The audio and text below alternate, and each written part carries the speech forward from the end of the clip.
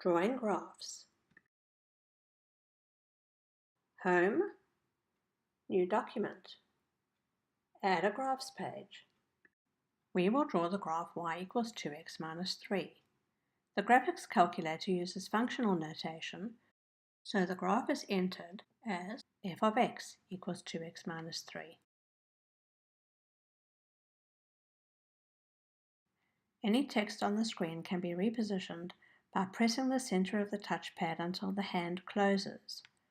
Drag the text to the new position and release.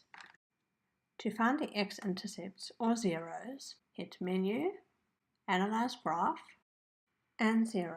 Drag the dotted line to the left of the x-intercept, enter, slide to the right of the x-intercept, and enter.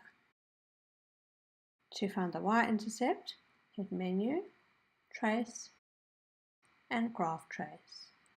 The left and right arrows move the cursor up and down the line. Move to the y-intercept, enter, and escape.